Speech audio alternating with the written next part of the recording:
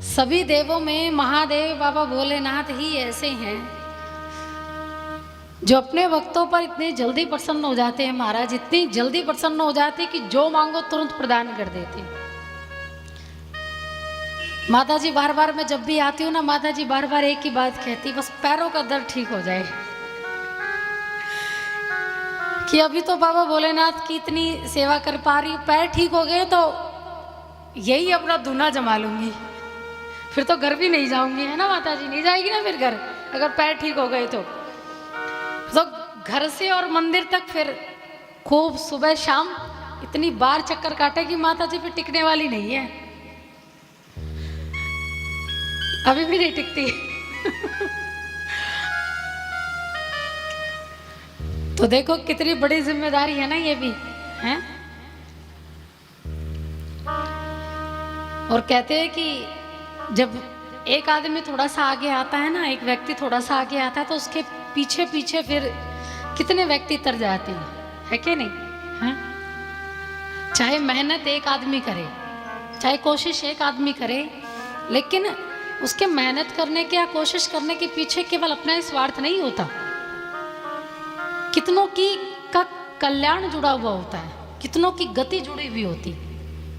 अब जितने भी व्यक्ति होते हैं, कितने लोग हैं जो कथा करवाते हैं, खूब पैसे खर्च खर्च के कथा करवाते हैं।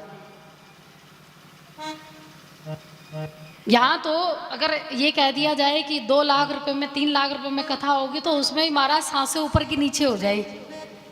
कैसे होगा, कहाँ से आएगा, ये लगेगा वो लगेगा, कौन जिम्मेदारी उठाएगा, वही फिर हार्ट अटैक की नौबत आ जाती है। लेकिन एक बात विचार करके देखिए, जो कथा 10-10, 20-20 लाख रुपए भी खर्च करके व्यक्ति कराते हैं, तो वो किसके लिए कराते हैं? संसार के लिए कराते हैं। क्योंकि जो जो व्यक्ति वहां पर सुनने के लिए आएगा, तो वो भले ही वहां कुछ ना देकर जाए, लेकिन वहां से लेकर जरूर जाएगा। लेकर जाएगा कि नहीं लेकर जाएगा? इस द्वारे पर आने के बाद व्यक्ति कभी खाली नहीं जाता, और कुछ नहीं तो कम से कम कथा सुनकर अपने जीवन में कुछ तो बदलाव लेकर जाएगा, है कि नहीं? आप संसारियों से मांगोगे कोई भी चीज, कोई भी वस्तु, तो कहीं ना कहीं आपको बदला चुकाना पड़ेगा। अगर किसी के घर से 1 कटोरी चीनी भी ली है ना, वो भी देनी पड़ेगी, क्योंकि ये नहीं पता कि सामने वाला व्यक्ति कब उलाने दे दे कि तूने मेरे घर से 1 कटोरी चीनी ली थी, कब वापस देगा?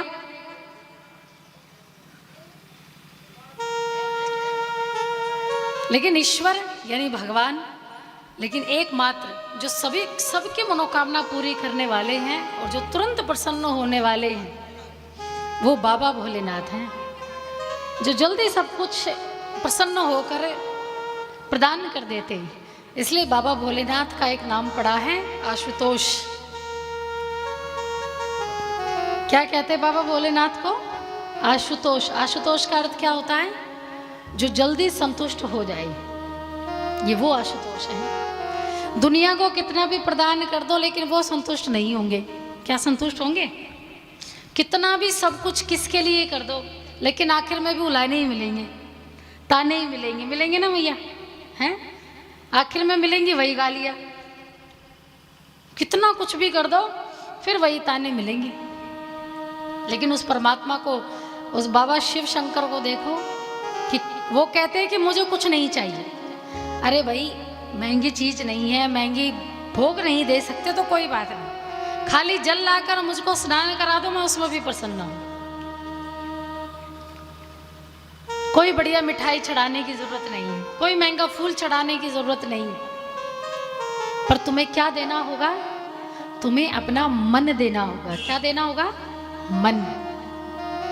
और इस दुनिया में महाराज हम सब कुछ दे सकते हैं, लेकिन मन नहीं दे सकते। दे सकते हैं? नहीं दे सकते।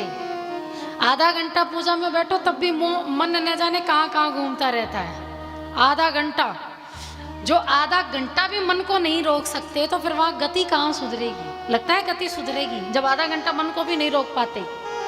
रुकता ही नहीं, डोलता ही रहता है, हैं? कभी घर, कभी पड़ोसी के घर, कभी उस रिश्तेदार के घर हैं, उसका कभी मन नहीं करेगा कि थोड़ी देर मंदिर में भी चला जाऊं। कितना भी डांटने का प्रयास करो, लेकिन मन।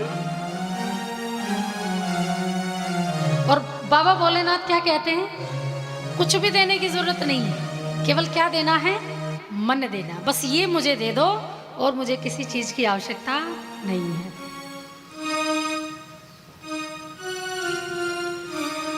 भगवान भाव और मन, इन्हीं दो चीजों से सबसे ज्यादा रीझते हैं। अगर आप 56 भोग भी बना ले, महंगी से महंगी कोई भोग भी बनाए और सोचे कि भगवान को चढ़ा दे तो उसी से भगवान प्रसन्न हो जाएंगे, तो ये तनिक भी संभव नहीं है। और जब तक उसमें भाव ना होगा, और अगर भाव नहीं है तो महाराज देखो, ठाकुर जी ने तो दुर्योधन के 56 भोग को भी लात मार दी थी। क्यों? क्योंकि उसमें प्रेम नहीं था, भाव नहीं था।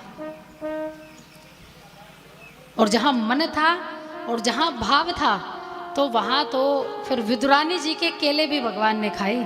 खाए कि नहीं खाए? और केले भी नहीं, केले के क्या खाए, छिलके खाए। क्यों? क्योंकि वहां भाव था। और भाव हो तो भगवान अपने आप को समर्पित कर देते हैं। तो बाबा भोलेनाथ से ज्यादा करुणा के अवतार और करुणामयी, यानी शीघ्र प्रसन्न होने वाले देव और कोई नहीं है।